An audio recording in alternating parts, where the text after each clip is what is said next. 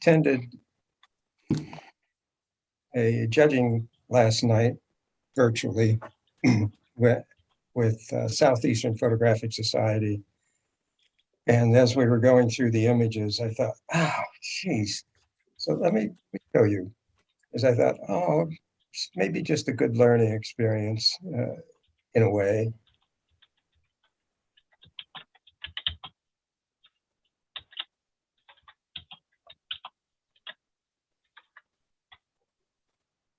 You can see this image came up on the screen, and the judges talked about it a little bit. Actually, this was from the speaker they had last night. And my first thought was, why don't you flip it left to right? Because the eyes coming in from the left, I keep talking about this, and I see all the time that it's just not happening. They had a speaker, a professional level speaker who didn't do this, was her image. And I'll flip it just to show you the difference. See, now you're looking right into the flower here. That was my first reaction to it was, geez, just a little bit would be really great. The other part of this is to have it do just a little bit more contrast. So I'll do a levels and just move the middle slider just a little bit.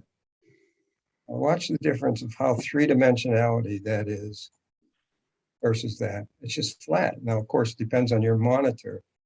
And the last thing I would have done then, if I was able to do that on it, was just get to the sponge tool, unsaturate at about 35%, and just brighten up that little centerpiece there. So let's look at from open to where I am with it. Here's where it is. Flip it. It reads better. Now watch the three-dimensionality of that image. So simple to do. So simple. Give you another one. I remember who did that one. Pardon? I remember whose image that is. Well, That's not important, but No. This one came up, I thought, very pretty. How well done.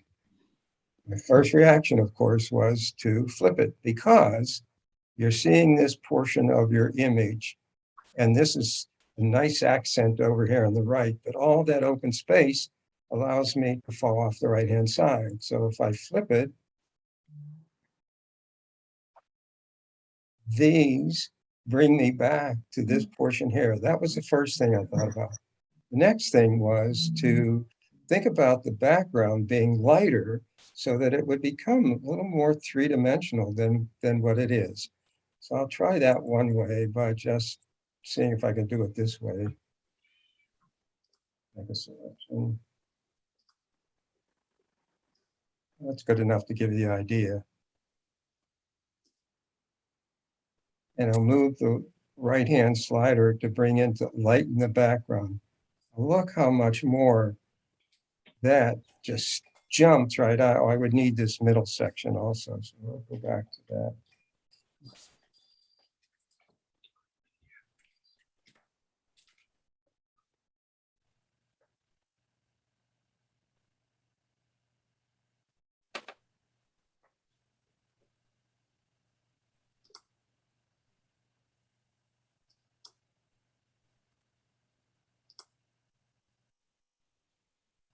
The idea is for you to think about how something is being presented and what is the essence of what you want the viewer to see. I think that just really is very striking, pure darkness and the lights and things like that. You know, fix the corners. But also even on this one, would think about doing a little bit of cropping from the top to make it more of a rectangular view. That brings my eye into that even more. So think about those kinds of enhancements when you're thinking of your images. They're beautiful images, and just a little bit of enhancement makes them really pop out from impact. In fact, when you are thinking of being involved in competitions, the first thing I talk about related to those is that instant impact is the most important part because when it hits the screen for the judges to see it, it's so important that they remember it as they go through all, they just are, every couple of seconds, they're looking at another image to judge the whole competition. So yours needs to stand out. At instant impact is so important. On this one, my first thought was to balance this a little bit more on the right-hand side so that it was more of a square.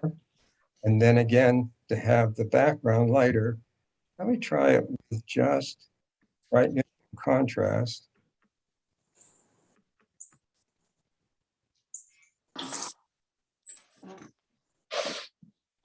How much more that really stands out. Boom, hits the screen. Compare that. That. So simple to change it. A very good composition, very interesting image, great capture. John, do you have the image that you picked for first place? Wasn't the judge. I thought you were judging it. No, I was just enjoying it and looking for these images. And this was one that came up as in their color competition. Wow, very well done. The spacing around here, the tree limb and so on, but it also thought, wow, let me think about how this limb is leading me out the right-hand side. Yeah. And I'll think about doing a flip on that to see, now see this, your eye comes in from the left and the lighter area here keeps you there, but you come over here and the darker area brings you back and around so that you are circling around through the image. And for me, because I'm such an Ansel Adams advocate, the darker areas that will have detail, I'd like to see some detail in there. So I would take this into Adobe Camera Raw and under the basic tab, so easy, the shadow slider, just move that to the right a little bit more. And see how, whether it opens up. Yes, see it's opening up this shadow area here on the lower right-hand side very nicely. Open it up just a little bit more. Take a look. Now, you come in, see detail, and then the tree brings you back around compared to how it was as open. Beautiful image. And I think it did win something, but what a difference in how to look at compositions. That's the idea of this. I'll get into sizing in a second. I want to just give you some ideas on compositions that I saw last night. I thought, yes, yes, yes, yes, yes.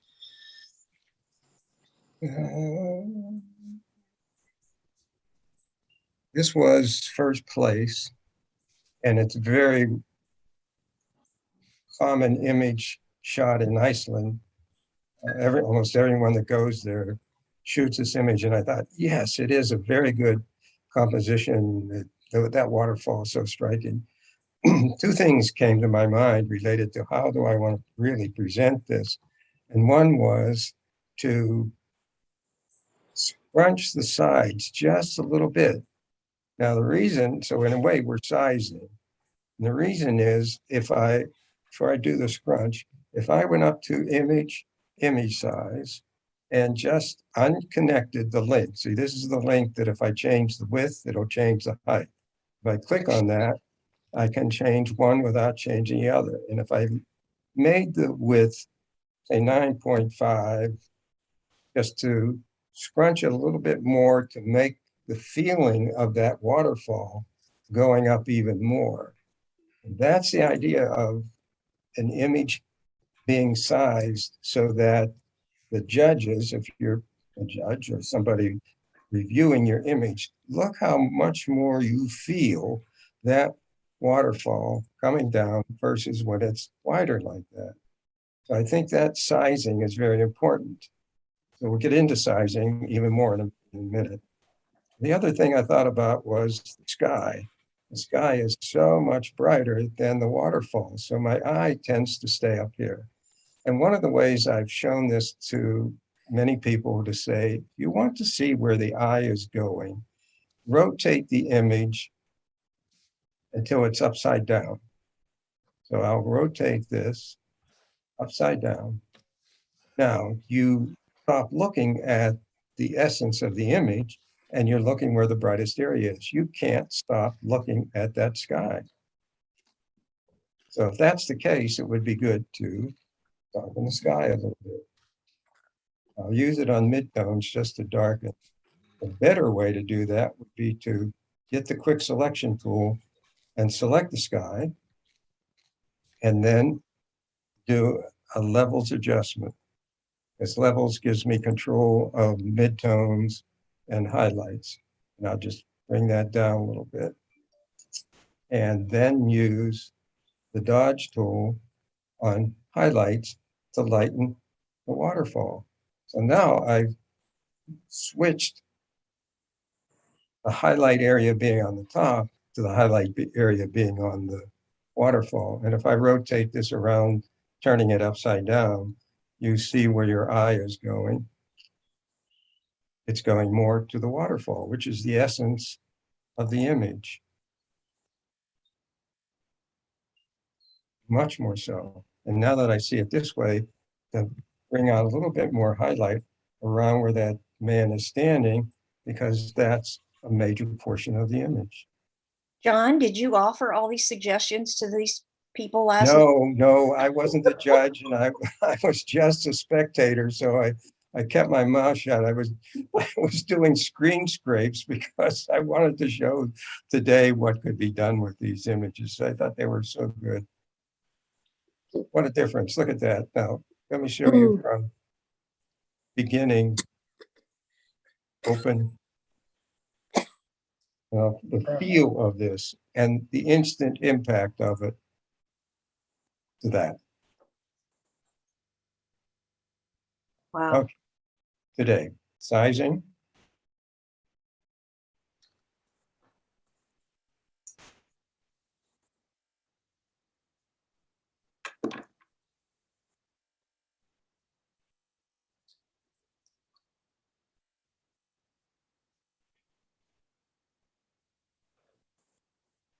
I look at this image and I think, it's actually, oh, hold on.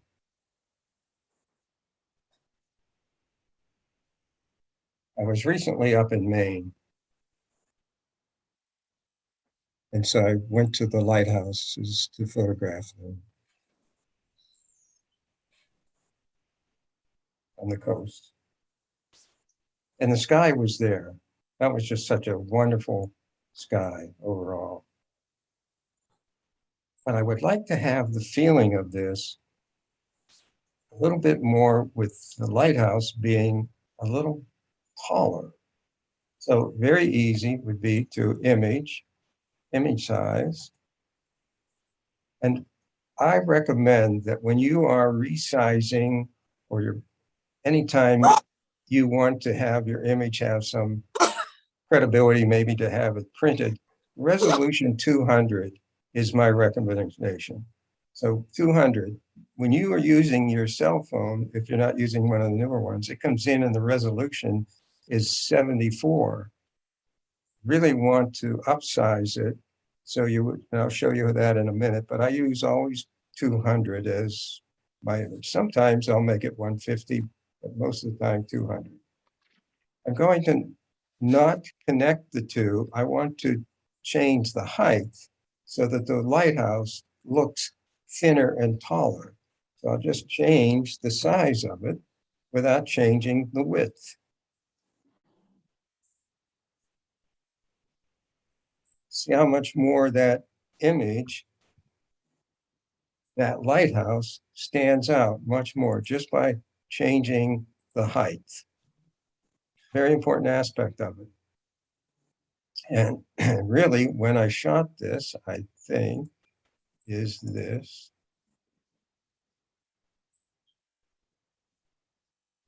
This is a trick that works with landscape and buildings versus people, I suspect. Well, some people like to be slimmed a little. You can do that. So we're good with this one. I'll show you it on the next one. There's another aspect that I've talked about on sizing, that I want to get into. But before I do that, one of the aspects of this is that the sky up in these areas are a little too bright. So you really would need to, I would need to darken these a bit so that bring more impact and interest down into the lighthouse area and darken the foreground just a little bit so that that lighthouse stands out. So here's the original. I just changed the size. Change the size by going up to image, image size. And in image size, I can control both. If I if I have them clicked with that little connector and change the upper one, it changes the bottom one in proportion. If I don't want that, then I disconnect them. So cancel that. Leave that disconnected and just change the upper one to what I want it to be. Now I do it in inches because I think in inches, and I'll explain that. You can do percentage, you can do pixels. I can't think in pixels.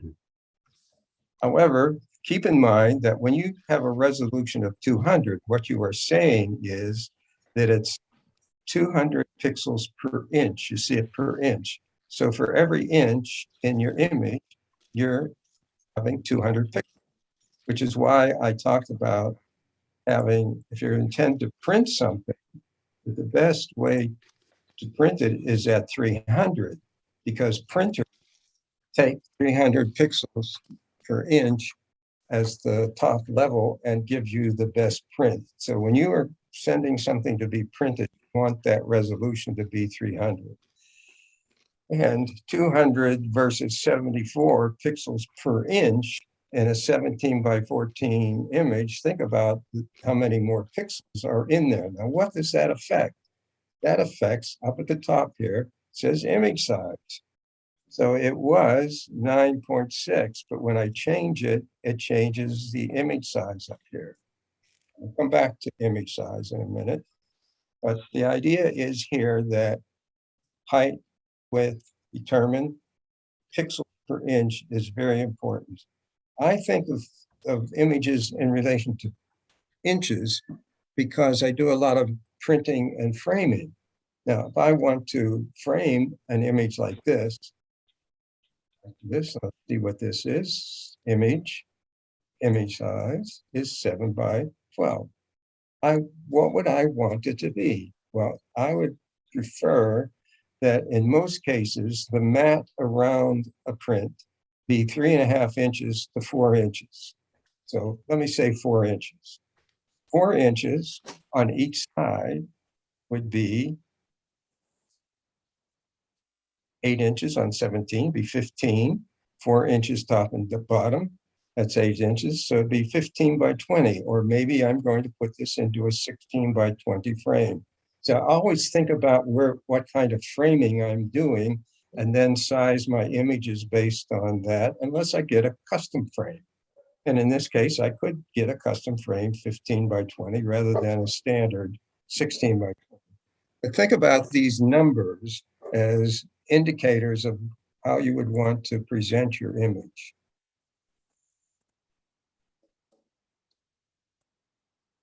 John, I got a question for you. Absolutely. Ask a question anytime. When you do the resolution, isn't that the same as doing like with a gigapixel, anything like that? To do it with what? When we're doing increasing the resolution, okay, wouldn't that be the same as like the whatever we call the new way, the super resolution or the gigapixels, increasing the file size? Is it Yeah. the same thing? Very similar, not exactly the same, but very similar. Yes. Okay, the second question is, do we always want to resample it? Good point. Let me take that in and show that because somebody won't have seen that aspect of it. Let me do that. Let me use this one. I will show you this as I finished it, because it looks so much different than what it is here. But go, what are you saying? Image size. And you notice at the bottom here, I should have talked about that. It says resample. I will always, if I'm changing this to 200 or more, I would have resample.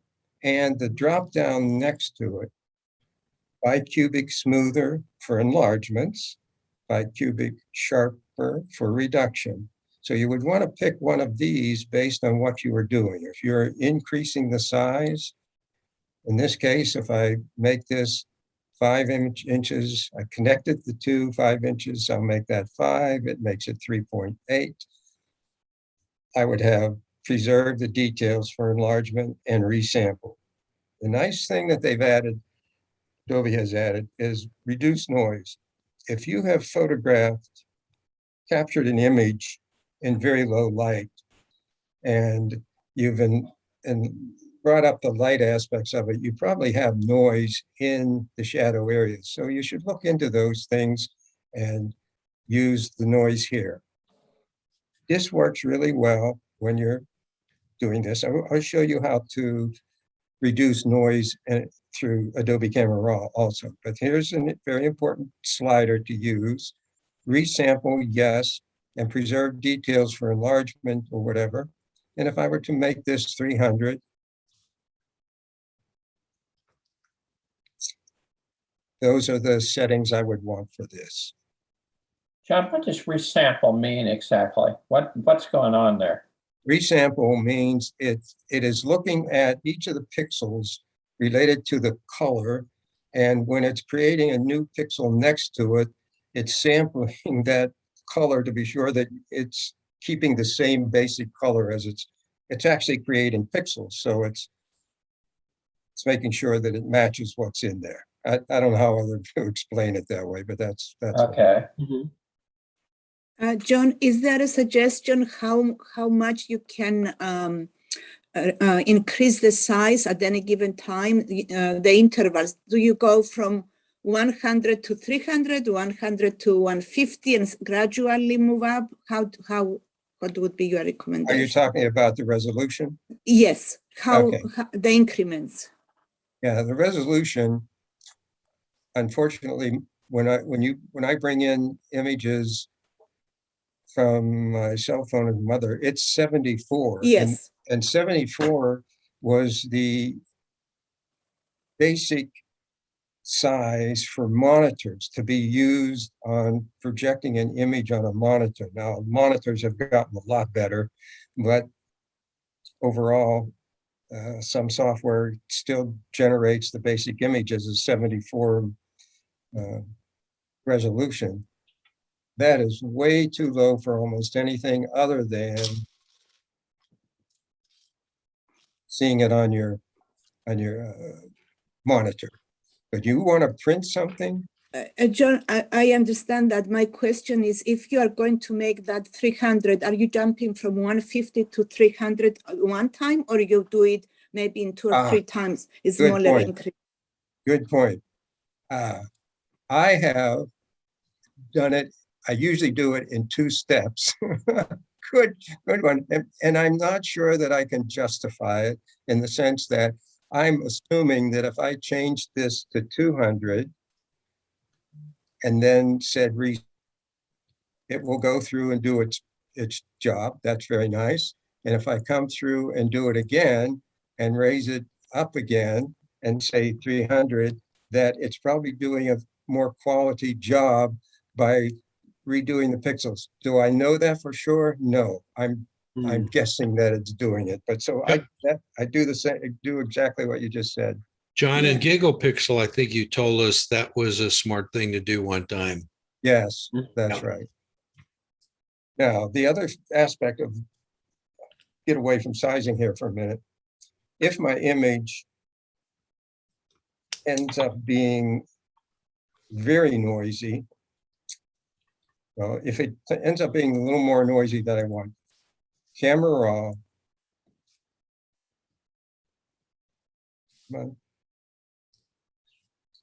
down in clarity,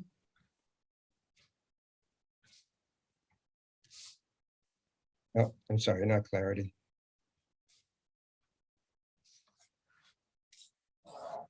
Detail.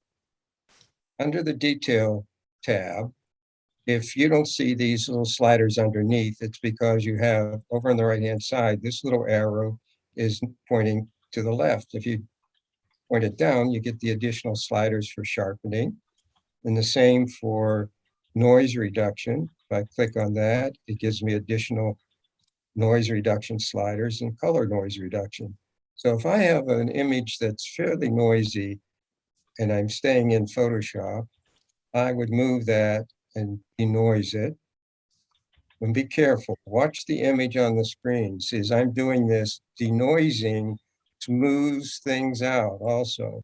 So on this one, because it's so small, I'm losing detail by doing the denoising. But if you have a larger image and a number of pixels, denoising it here in Adobe Camera Raw is really good. And you can, the noise reduction and the detail noise reduction and color noise reduction. I think Adobe has added those because prior to them putting that in there, I was using Topaz Labs noise reduction software. So all of these software packages, Luminar, Topaz, Nik, DxO, all were competing against each other and starting to add more features into these. Someone just told me about a new Adobe package that has come out related to working on portraits. So for portrait photographers, and it's a separate piece of software. Now we have, I think that's a result of when you come up to filter, I've shown this before, filter, you have the neural filters, and neural filters work on the face, things like that. So I think that was the first step for Adobe to do more things related to another piece of software for portrait. But let's stay with resizing. Let's stay with size. So I have image size, and I can change these sliders however I want. Keep in mind up here, see this says image size is 850. Well, let me show you something here. I will take you to, let me move this, I'll take you to Adobe Camera Raw. I'm sorry, Bridge. If I go to Bridge and look at this image, this is 177-79. So if I go in Bridge,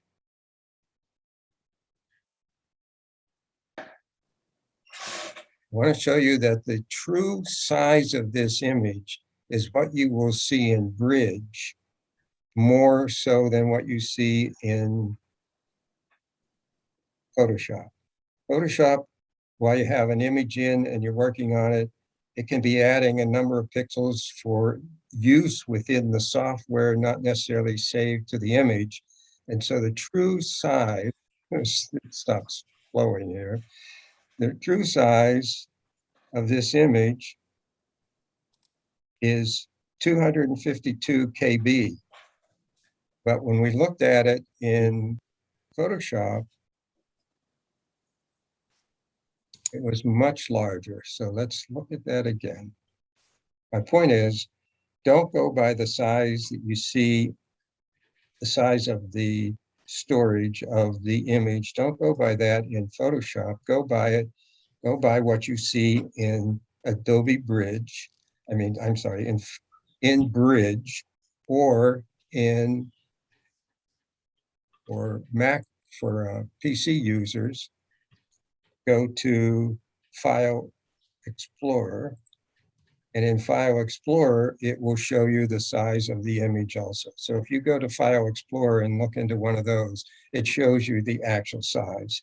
If you're on a Mac, if you go to Finder and go to that image, within Finder, you'll see the actual size, and that's the true size. What happens here, down at the bottom of this image, you see where it says 100% document such and such. There's a little arrow. You can click that and look at document size, and it gives you the document size. It says it's 850.3K. We just looked in Bridge, and it was 258K or whatever it was. So Bridge really has the actual. When you bring it into Photoshop, it's adding other kinds of things for it to work on. I don't know all what that is, but it's doing things that's not the actual size. So if you need to submit an image to a competition or somewhere and it says keep it under 5 meg, you look at, you're working on the image in Photoshop and it says 10 meg, go to Bridge or File Explorer or Finder and see what the true image size is. And you'll see that it's different than what you're seeing in Photoshop. John, would that be true of Lightroom also? Yes, that's true. That's true. Okay.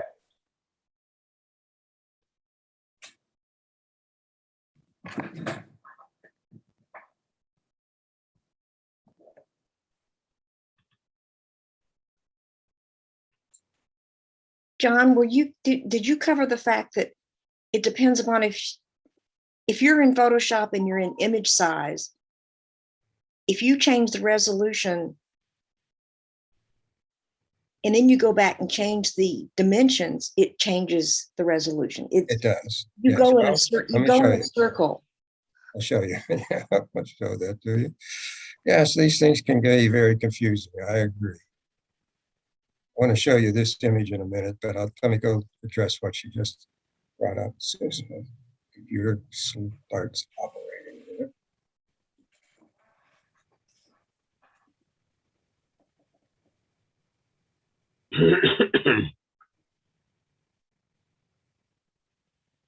I think you're breaking up a little bit and your internet connection might be slow where you're sitting. That could be. So let me go to image size. What is your question now related to the size? Well, previously, you know how I'd go in a circle, I would change the dimensions and then I'd go back and change the resolution and it would change the dimensions again. It would. If you come in and you want to change, if you have this unconnected and you change this to 300 and then you connect it, it takes it back. If you have this connection that way, make sure you put that connection together if you're going to use it. Then you change the width, then you change the resolution. If you're changing just one of them, you actually can change the resolution and then change the top, and it won't change the bottom. Won't change the resolution. But if you click this on, it takes you back to this. You need to change the top. So the bottom line is you should change the resolution first and then change your dimensions. Only if you change the resolution first. Excuse me. Oh.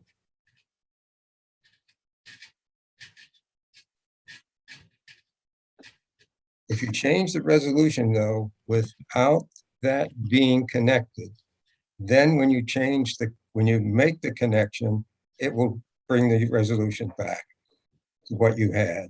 So it depends on whether or not this is connected. If it's connected, change the resolution first, change the size next. You're good. You're good to go. If this is unconnected, then change, go back. If it's unconnected,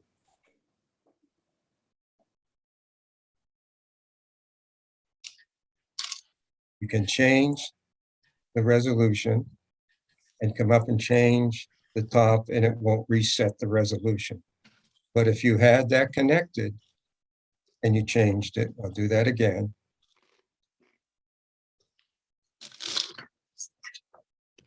If you have it, I change this to 300 because you say, oh, I should always change the resolution first, and then click on the connection, it resets the resolution. I wish they didn't do that, but they do. Then I would make the size change because it's connected, it's changing width and the height, and then I'll come down and change the resolution. And So you the really bottom want- line, you the really bottom want- line is, I'm sorry, go ahead. You really want, I'll emphasize it, 300 if you are intending to make a print. Yeah, Lynn. So the rule of thumb would be when you're messing with image size, unless you're changing and stretching it, make sure it's connected.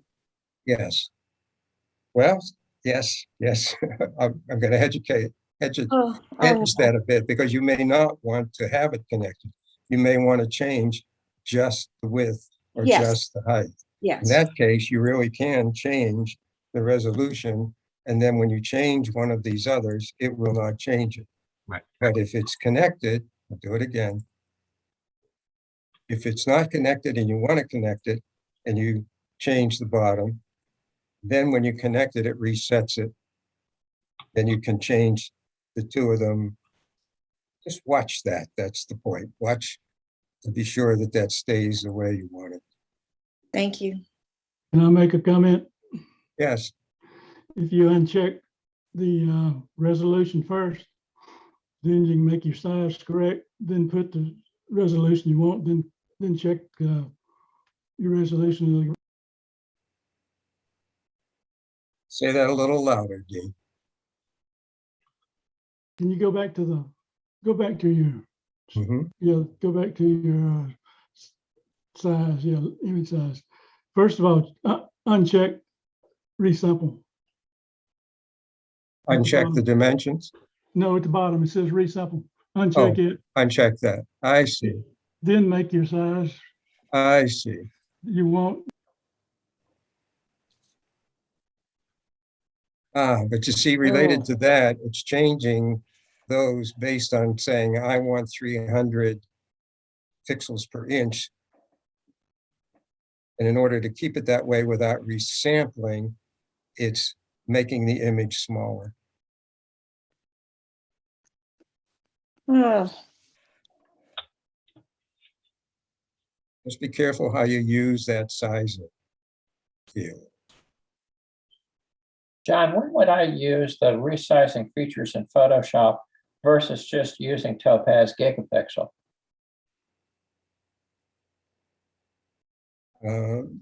My preference is Topaz Gigapixel because it's a much more powerful sizing piece of software. Now, Photoshop is getting better and better and better, but I didn't want to imply in any way that you need to buy some other software. I have it because I do a lot of printing for people and they send me a JPEG and they want it done as a 16 by 20 and I need to increase the number of pixels. They send it to me as a small JPEG with only 100 or 74 Yeah, resolution. And the best way for me to handle that today is through Topaz. And I often do multiple steps in Topaz also. I'll do gigapixel and raise it 2 times what it is, then save it, bring that one back in, raise it 2 more times rather than raise it 4 times, with the same idea that they're probably doing a better job doing it twice. I don't know that for sure. I just have this sense that it has worked a lot better. So I use gigapixel for that. But I will say that if you have an image relatively good size and you bring it into Photoshop, and I wanted to stay in Photoshop mostly today to show you what's there, and you do image size, it will do a very good job with resample and changing the size and do what you want. And then if you need to reduce the noise even more to go into Adobe Camera Raw and go to,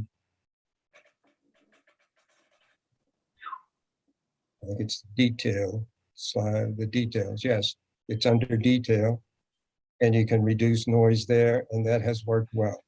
Just be careful that when you do these things, you should zoom in to 100%. See, in the lower portion of the screen down here, it says I'm seeing 50% of this image. Well, that's because the image size is only 6 by 10. So I'm seeing, now if I increase this, if I hold the control or command key and click on the plus key, I'm up to 66.67%. Hit the plus key again, I'm up to 100%. You really want to see 100%, maybe even more. See 200%. See how this image still has good detail at 200%, and I don't have a problem with noise in there. So you want to look. Great. Okay, let me go back to various aspects of sizing an image. Okay. Image size is certainly a major way of doing it. Let me take another image here and talk about how you might think about sizing it related to some of the tools that we have right in the Photoshop workspace. John, excuse me, can you maximize your Photoshop screen? You're only taking about 3/4 of the space we have. I have Yeah, it. Okay, hold on. There we go. Does that fill it? No change. Are you back? Oh, darn. Oh, no, but we can see it, I guess. I just have to Okay. sit a little closer than most. Okay, well, Wow. this image, 50% I down might on the want bottom. to go up to image size and change just the width, because I think this image, when I see this,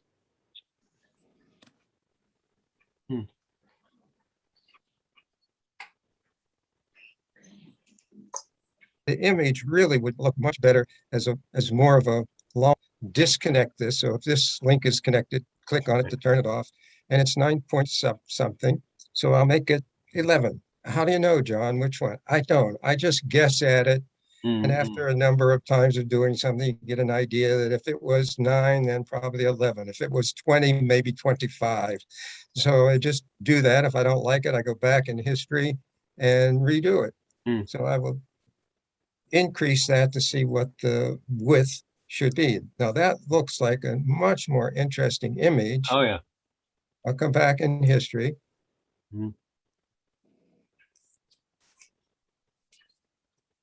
Open and image size. So that's one way to do it. Let me show you something else that some people have used. If you click on the crop tool, you can move the crop handles. If I move this crop handle to the left and let go, it actually adds additional space. It doesn't stretch the image, but it adds additional space. But if I want to do something with this, I'm going to click on the move tool just to remove the crop indications. I could click on the rectangular marquee tool, and I do this often. I came up with this whole technique. I call it stretch. So I do a rectangular marquee and come up to edit, free transform. And you may, if you haven't done certain things within Photoshop, you may have to hold the shift key. I've controlled mine, so I can just move this without holding the shift key. But if I hold the shift key, I can move this over. So I'm just stretching a portion of the image without changing the width of this mountain on the right-hand side. Especially on that on the lighthouse shot, if I went up and changed the image size by doing up at image size, then it would expand the lighthouse also. This way, I can expand just a portion of the image into that area that I picked up by doing the crop. Then accept that by going up and click on the check mark. Then select, deselect, gets rid of the dancing ants. So I've stretched that without affecting the right-hand side. The other technique I came up with was called scrunch. I called it scrunch.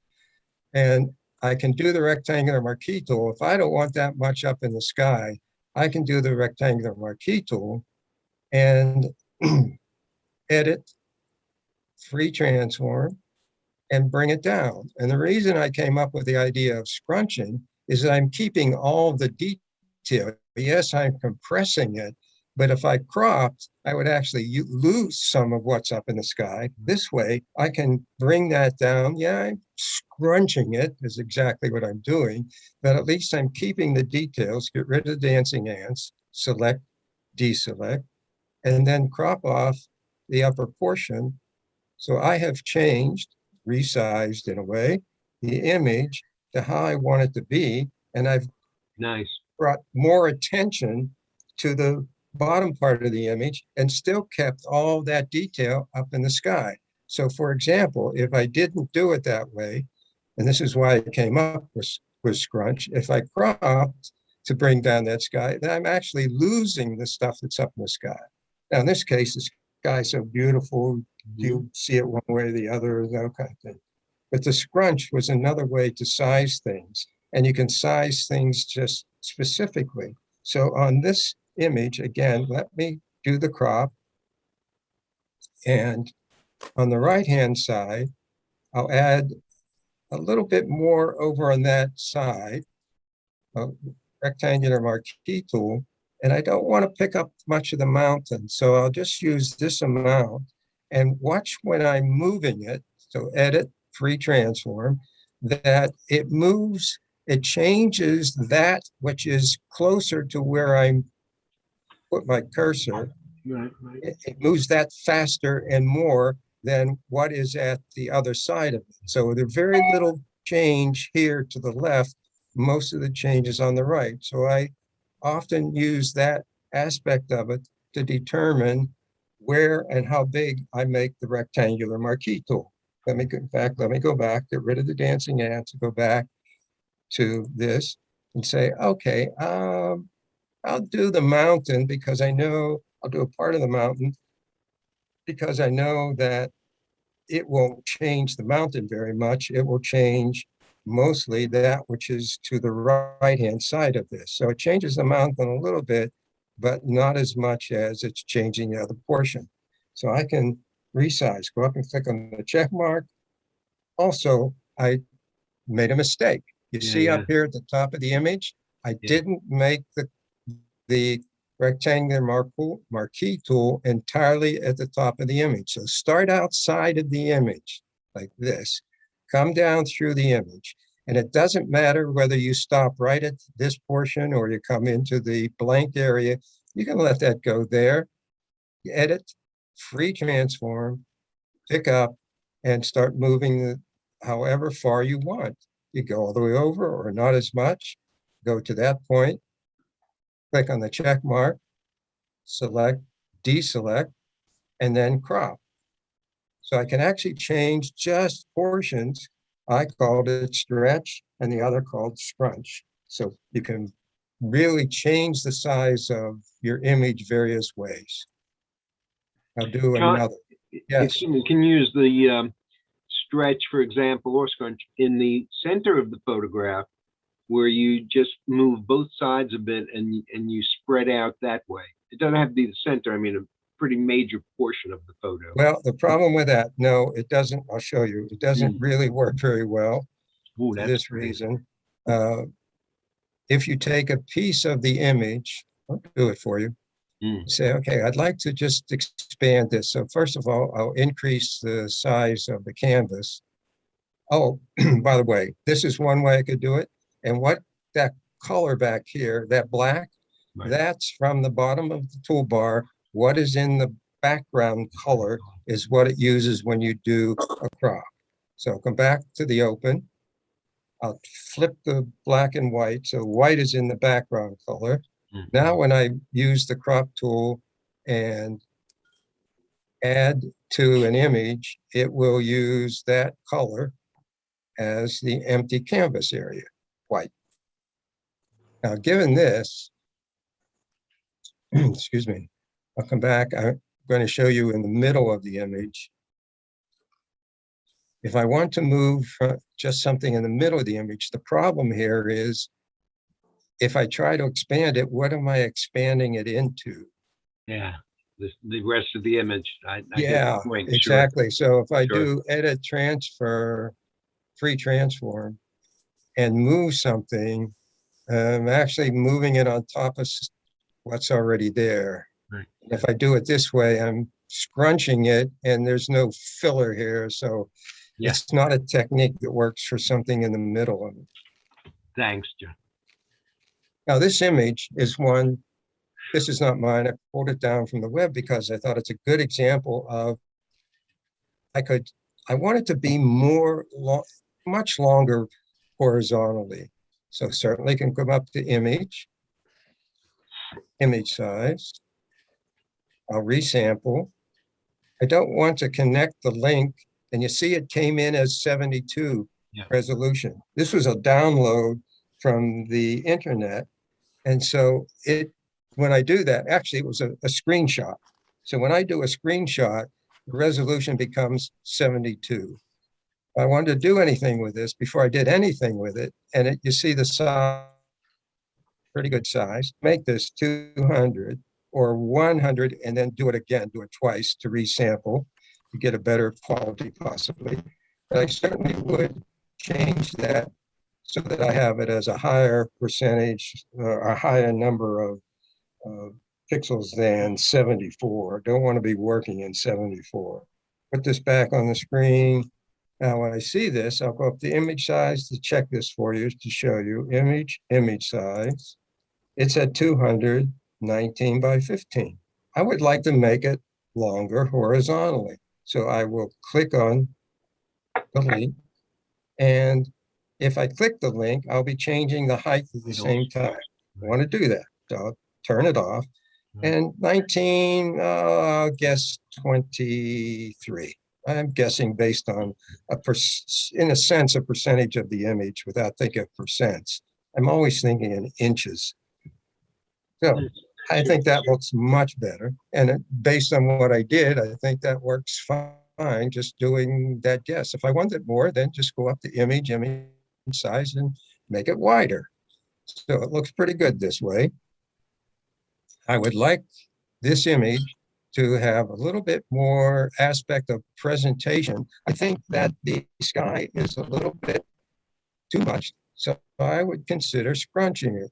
So I will change the size. And you see, I actually am picking up a little bit of the roof here because I know when I do edit free transform, it will not change that portion very much at all. It'll change the upper portion of what I'm scrunching faster and more. It did change it somewhat. And so if I didn't like that, hit the escape key, remove the dancing ants. By the way, this is why you'll spend 10 hours a day playing with images. So I'm outside of the image, coming across with the rectangular marquee tool, avoiding the top of the building, edit, free transform, and just bring this down a little bit. Okay, that's looking much better. Click the check mark, remove the dancing ants, crop. Now I would also, I've made this longer horizontally, but I really think that even more so by scrunching the bottom, this image will have much more impact than the way it is right now. There's just so much to see. So I'll do, again, the selection, the rectangular marquee tool, free transform, and bring it up from the bottom a little bit. Set that. Remove the dancing ants. Now, very much in a sense, I have resized an image by not using image size, but by using some techniques of scrunch and so on. Now that plays a little better to me than let's look at the full image. Whoop. Full image. We made it increase the resolution so that when I'm working on things, it's giving me many more pixels, and then come down to the final presentation. Now I've scrunched the sky and scrunched the bottom, and that brings more right into that image itself. I think that's really good. Now, as good as this image is, I would think to try, and I will, levels. Concerned about, not concerned as much as thinking about the three-dimensionality of an image. And often darkening the midtones creates a little more three-dimensionality. And I'll bring in the highlights just a little bit. I will see, I'll turn off the eyeball on this. It's a little too much for my monitor. That looks flat to me now. That's more three-dimensional. So think about highlights and shadows when after you've sized something, how you want to present it to have more, well, 3 dimensions. Let me try this next one. Interesting image. Pulled this off the web also. Very interesting. But for me, it has a sense of, I really would like it to be just a little wider. Let's see what that's like. So can the image size, and not have that connected. Resolution is at 72. I did a screen scrape, so that's what it is. I'll make this 200. And then I always resample and do the things I want, then come back and do other changes on it. But look at this. See here, it has some noise in it. Let's try camera raw.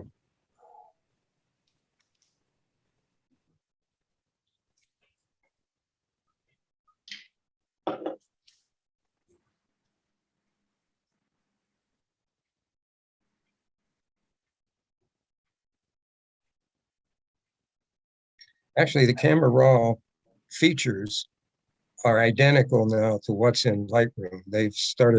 They being Adobe, started more and more to bring these two pieces of software together. So I'll zoom in a little bit and reduce the noise as I watch on the screen. That looks very good. And detail, color noise,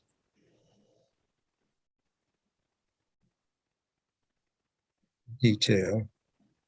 It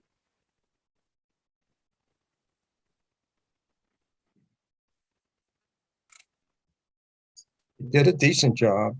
It is not as good as Topaz denoise, but it did well. But the main part of this is what I wanted to show was on sizing. I think this should be a little wider. Let's try.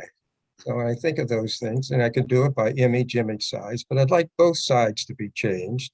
So I'll click on the link and I'll make it 300 and change the width. Let's see, it's 8 something, maybe 9.5.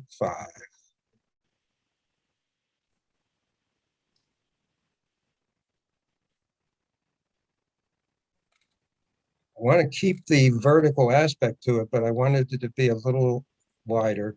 Let's see what this looks like.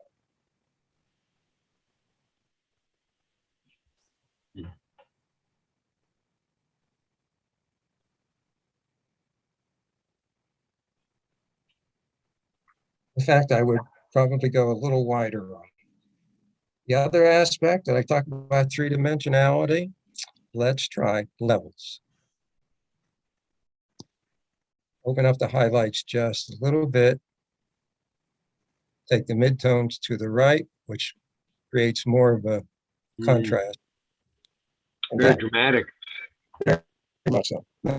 For something like this, I then think, oh, I like those colors.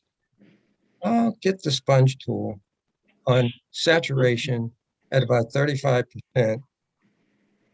And I want your eye to come up here. So I think I'll just bring up more. Oh, I'm going to turn the lock off on the background.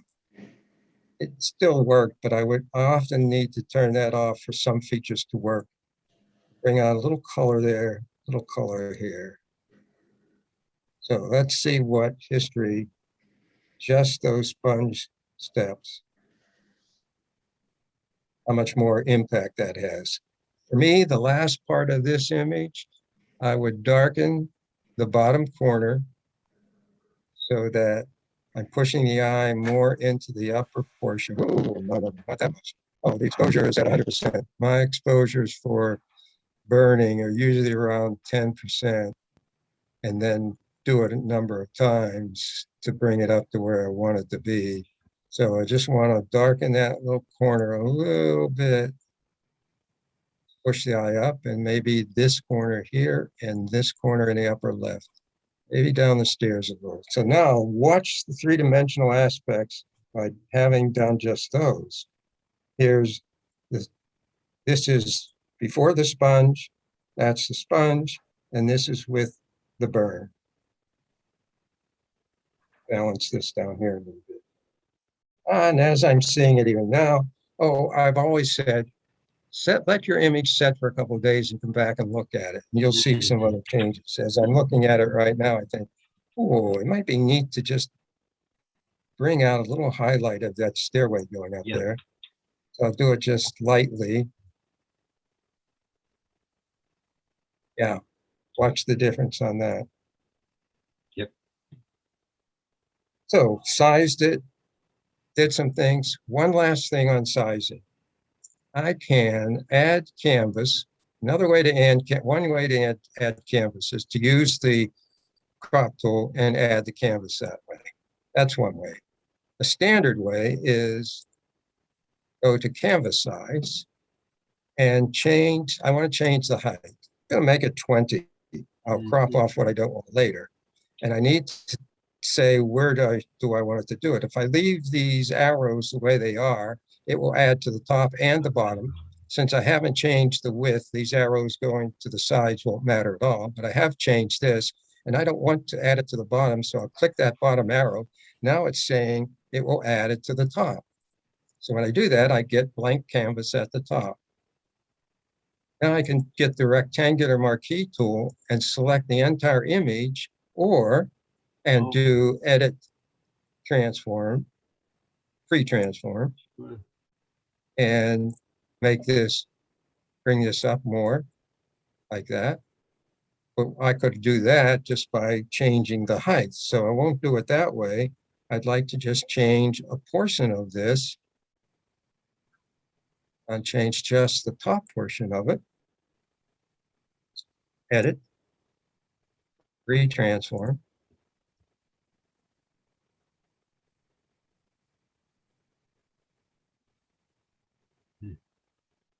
Accept that, move the dancing ants,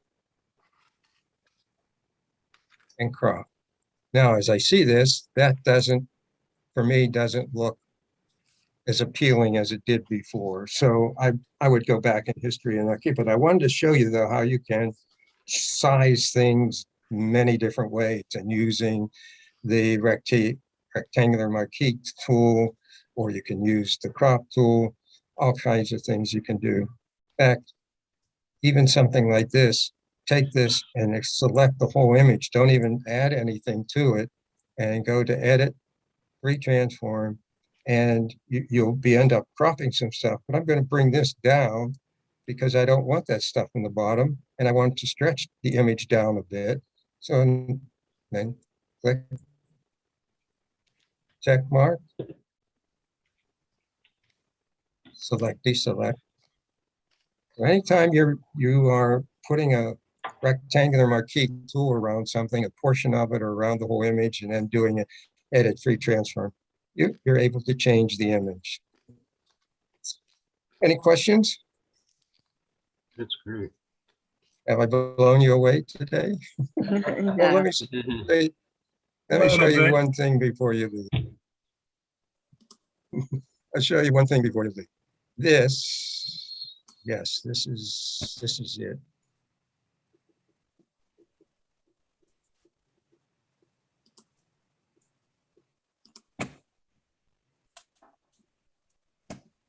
This is how I shot it.